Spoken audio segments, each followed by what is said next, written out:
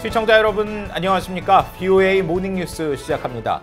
한국 정부가 최근 일본의 수출 규제 철회가 이루어지지 않을 경우 한일 군사정보보호협정 지소미아 종료 가능성을 시사한 데 대해 미 국무부는 부정적 견해를 나타냈습니다. 국무부는 국방과 안보 문제는 한일 관계와 별개로 다뤄야 한다는 입장을 분명히 했습니다. 조상진 기자가 보도합니다. 미국 국무부 대변인실 관계자는 4일 한국 정부가 최근 또다시 한일 군사정보보호협정 지소미아 종료 카드를 꺼내든 데 대해 부정적 입장을 밝혔습니다. 미국은 국방과 안보 문제는 한일 관계의 다른 영역으로부터 계속 분리돼 있어야 한다고 굳게 믿는다고 강조한 것입니다. 앞서 한국 외교부는 지난 2일 일본의 수출 규제 철회가 이뤄지지 않으면 지난해 11월 조건부 연장한 지소미아 종료를 다시 검토할 수 있다고 밝혔습니다. 지소미아의 효력은 언제든지 종료시킬 수 있다는 전제하에 종료 통보의 효력을 정지한 상황이며 일본의 수출 규제 조치 철회는 한국이 계속 추구하고 있는 것이라는 겁니다. 한국 정부는 지난해 8월에도 일본이 한국을 반도체 핵심 소재 수출 등에 대한 수출 심사 우대국에서 배제하자 맞대응 조치로 지소미아 종료를 발표해 미한일 3국 공조 균열 논란이 일기도 했습니다. 이에 대해 국무부 관계자는 우리는 한국과 일본이 역사적 사안들의 지속성 있는 해결책을 보장하기 위한 진지한 논의를 이어갈 것을 권고한다고 밝혔습니다. 미국 정부는 한국 정부의 지소미아 종료 가능성 시사에 안보 문제가 협상의 지렛대로 사용돼서는 안 된다며 줄곧 우려를 나타내왔습니다. 앞서 마이크 폼페오 장관은 지난해 8월 한국의 지소미아 종료 결정에 대해 이례적으로 실망했다고 표현하며 종료 결정 재고를 강력히 촉구한 바 있습니다. We're disappointed to see the decision that the South Koreans made about that information sharing agreement. We were urging each of the two countries to continue to engage, to continue to have dialogue.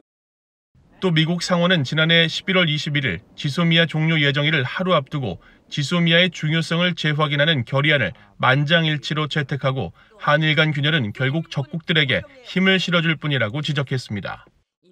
South Korea has taken the counterproductive step of moving to end its participation in a key information sharing agreement with Japan. This increases the risk to U.S. forces in Korea and damages the U.S.-Korea alliance. 당시 미국 상원의원 40명은 문재인 한국 대통령과 아베 신조 일본 총리에게 보낸 서한에서 양국 간 복잡한 과거사를 이해하지만 한일 간 분열은 중국과 북한이 인도태평양 권력 균형을 자유에서 권위주의로 옮기기 위한 과정에서 미한일 삼각공조에 불화의 씨를 뿌릴 기회를 제공할 뿐이라며 더 이상 안보 문제가 협상의 의제에 올라서는 안 된다고 촉구한 바 있습니다. BOA 뉴스 조상진입니다. 한국 정부가 김여정 북한 노동당 제1부부장의 대북전단 비난 담화와 관련해 한국 내 민간단체의 대북전단 살포 규제법 제정을 추진하고 있다고 밝혀 논란이 커지고 있습니다. 한국의 제1야당인 미래통합당 의원들은 5일 국회에서 기자회견을 열고 대북전단 살포를 법으로 규제하려는 것은 정부가 이른바 김여정 하명법을 만들려고 하는 전례 없는 굴종행위라고 비판하고 북한의 요구에 응해서는 안 된다고 밝혔습니다.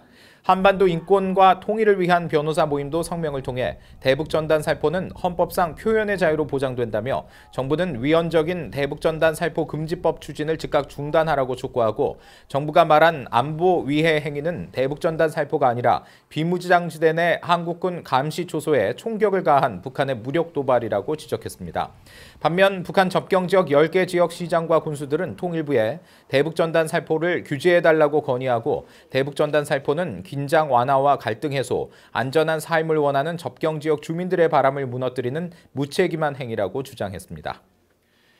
북한이 관영 매체를 통해 미국 내 시위 사태를 연일 집중 보도하고 있습니다. 미국 내 한반도 전문가들은 북한의 이런 보도가 국내적으로는 미국의 위상을 떨어뜨리고 미국에 대해서는 북한 인권 문제에 대한 관여를 막기 위한 것으로 분석했습니다. 조은정 기자가 취재했습니다. 북한은 조선중앙통신 등 관영 매체들을 통해 백인 경찰에 의해 흑인인 조지 플로이드 씨가 사망한 데 따른 미국 내 항의 시위 확산 소식을 지속적으로 전하고 있습니다. 미국 내 시위 상황뿐 아니라 다른 나라들에서 진행되는 관련 시위와 러시아, 중국, 이란 당국자들의 비난 성명까지 자세히 보도하고 있습니다. 북한은 미국 내 시위 상황을 전달하면서 포갑에 동원된 경찰들, 기마 경찰의 말발굽 세례 등 폭력성을 부각하고 있고 노동당 대변인 담화를 통해서는 미국식 자유와 민주주의를 비난했습니다. 미국 해군 분석센터 CNA의 켄 고스 적성국 분석국장은 북한이 의도적으로 정보전을 펼치고 있다고 말했습니다. 미국의 시스템과 자유민주주의 체제의 취약점을 부각하려 한다는 것입니다. 미국을 비난하면서 중국과 러시아에게 점수를 따고 미국에 대해서는 북한 인권 문제를 비난하지 말라는 신호를 보내며 북한 주민들의 외부 세계에 대한 환상을 깨려는 목적이라는 것입니다. 미국 중앙정보국 CIA 소속으로 북한의 선전선동을 분석했던 수김 랜드연구소 연구원도 북한 매체들의 보도는 사실관계를 선동하려는 서술에 짜맞춘다며 북한 당국의 의도라고 지적했습니다. 김 연구원은 이번 시위 사태가 북한 입장에서는 미국의 위상을 떨어뜨릴 수 있는 기회라면서 북한 주민들에는 70년 적대국인 미국보다 북한이 더 훌륭하고 안전한 나라로 인식시키려 한다고 분석했습니다. 중국과 러시아, 이란 등 미국의 적대적인 나라들도 관영 매체와 인터넷 등을 통해 미국 시위 사태 가운데 부정적인 요소들을 크게 부각하고 있습니다. 워싱턴의 민주주의 수호를 위한 동맹은 최근 분석 자료에서 5월 29일부터 31일 사이 중국과 러시아의 관영 매체와 외교관들이 인터넷에서 가장 많이 언급한 단어 중 하나가 조지 플로이드였다고 밝혔습니다. 워싱턴의 민간단체인 애틀랜틱 카운슬의 그레이엄 브루키 국장은 VOA 뉴스센터에 러시아, 중국, 이란, 베네수엘라가 미국 시위와 관련해 자국민들에게 신호를 보내는 한편 자기 나라 인권 문제에 대한 미국의 입장을 약화시키고 민주주의의 힘에 대한 의문을 갖도록 하고 있다고 지적했습니다. 미국 국가정보국의 한 당국자도 최근 미국의 적들이 자국의 목적에 맞게 상황을 악용하려 할 것으로 예상한다고 밝혔습니다. VOA 뉴스 조은정입니다. 북한이 김정은 국무위원장 집권 이후에도 여전히 정치범 수용소 4곳을 운영하고 있는 것으로 나타났다고 대북인권단체가 밝혔습니다. 한국 내 대북인권단체 NK워치는 5일 정치범 수용소 경비병 출신인 안명철 NK워치 대표와 탈북자들의 증언을 토대로 발표한 보고서를 통해 북한이 현재 평안남도 개천과 함경남도 요덕, 함경북도 명간, 청진 등 4곳에서 정치범 수용소를 운영하고 있다면서 지역들을 지목했습니다.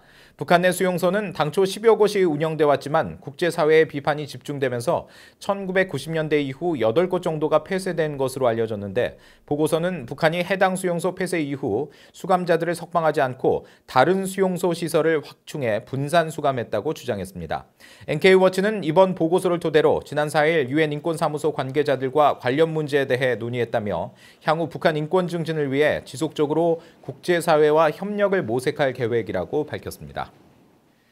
미국이 적성국 위협에 대응해 오는 9월 대규모 탄도미사일 방어 훈련을 실시할 계획인 가운데 북한은 이미 미국 본토 타격이 가능한 장거리 탄도미사일 ICBM 능력을 보유하고 있거나 추진 중이라는 지적이 나왔습니다. 미국 북부사령부 작전과장인 그레고리 길럿 공군소장은 4일 미사일 방어 옹호 동맹이 주최한 화상회의에서 오는 9월 인도태평양 사령부와 중부사령부, 유럽사령부 등 통합전투사령부들과의 공조 아래 대규모 탄도미사일 방어 훈련이 실시된다고 밝혔습니다. 또 방어 훈련에는 5세대 전투기와 이지스함, 우주자산 등이 총동원될 것이라며 적국의 괌, 하와이 타격 시도 상황을 포함한 인도태평양 영내 방어 훈련도 훈련 내용에 적용될 것이라고 강조했습니다. 회의에 참석한 하원 군사위원회 소속인 공화당의 더그 램본 의원은 미국과 경쟁하는 적성국들이 미국 체제의 틈을 악용하려는 시도를 하고 있다면서 특히 불량 국가인 북한의 경우 이미 하와이나 알래스카 등 미국 일부 주를 겨냥한 타격 능력을 보유했을 가능성이 있다고 지적했습니다.